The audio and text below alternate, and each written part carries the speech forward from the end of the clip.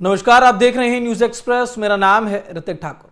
शेख हसीना ने एक press conference की भारत के फॉरेन कॉरेस्पॉन्डेंट्स क्लब में, जिसमें उन्होंने इंटरनेशनल मीडिया के साथ बातचीत की और ये कोशिश की कि वहां के लोगों के साथ, वहां की मीडिया के साथ अपनी जो बातें हैं वो उनके आगे रख पाए। लेकिन इन सब का जो खामियाजा है वो पूर्व क्रिकेटर शाकिब उल हसन को झेलना पड़ा। शाकिब उल हसन अवामी लीग से पूर्व सांसद भी हैं और उनके घर पर पेट्रोल बम से हमला किया गया। घटना करीब रात 8:45 की है। 5 अगस्त को यह हमला किया गया और हमला करने की वजह सिर्फ ये थी कि वो शेख हसीना के साथ इस कार्यक्रम में, जिसमें वो लाइव आ रही थी, उनके साथ वो शामिल हुए थे। अब इसकी वजह से खबर ये है, दावा ये किया जा रहा है कि अवामी लीग के ये पूर्व सांसद रहे, शेख हसीना के सपोर्टर हैं और बांग्लादेश के पूर्व क्रिकेटर भी हैं, ऑलराउंडर। तो इनके घर पर पेट्रोल बम से हमला किया गया, घर पर आग लगाने की कोशिश की गई, उपद्रवियों को यहां पर भेजा गया है और उनको नाराजगी थी इस बात से कि वो शेख हसीना का समर्थन आखिरकार क्यों कर रहे हैं। अब आप सोचिए, शेख हसीना जो कि 2 सालों तक अभी तक कुछ नहीं बोली थी, लेकिन 2 साल बाद उन्होंने एक लाइव किया, तो इसको लेकर के इतनी खटपटाहट जो है वो बांग्लादेश के अंदर आज भी है। जिस शेख हसीना के लिए बार बार कहा जाता है कि उनको कहें कि वो समर्पण, आत्मसमर्पण यहां पर आके कर दें, उन्होंने सिर्फ एक लाइव कर दिया तो उसके बाद उनके समर्थन में उतरे हुए लोगों के घर पर पेट्रोल बम फेंका गया।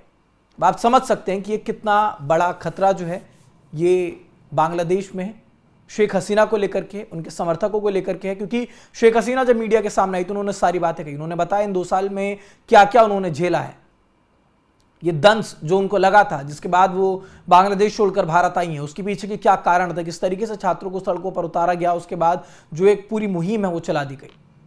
लेकिन जो सरकार है बांग्लादेश में इस वक्त, वो कह रही कि हम जुलाई क्रांति का दूसरा वर्षगांठ मना रहे हैं। यानी कि एक तरफ जो शेख हसीना है वो ये बताती हैं कि ये सब जो हुआ था ये उपद्रवियों का मचाया हुआ एक हिंसा था, लेकिन दूसरी तरफ जो बीएनपी सरकार है, तारिक रहमान सरकार है, वो ये कहती है कि हम ये सब जो है एक क्रांति के रूप में देखते हैं। इसमें जिन भी लोगों की जान गई है वो शहीद हुए हैं।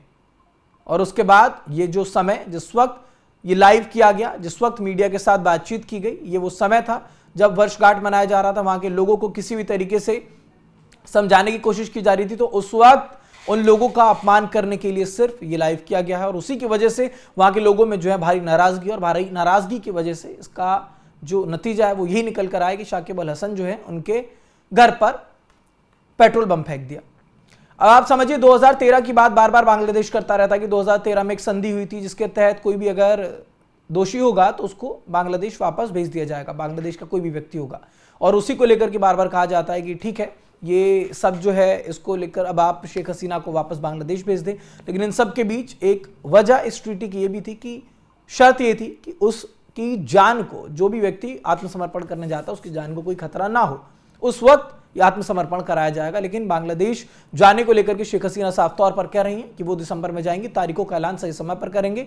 और इसी वजह से उन्होंने ये लाइव किया, उन्होंने कहा मैं अपने लोगों के बीच में जाना चाहती हूं।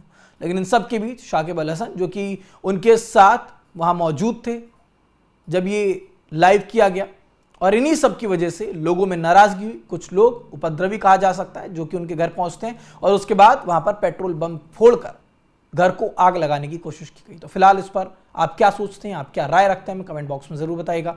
देश दुनिया से जुड़ी तमाम खबरों के लिए देखते रहिए न्यूज एक्सप्रेस।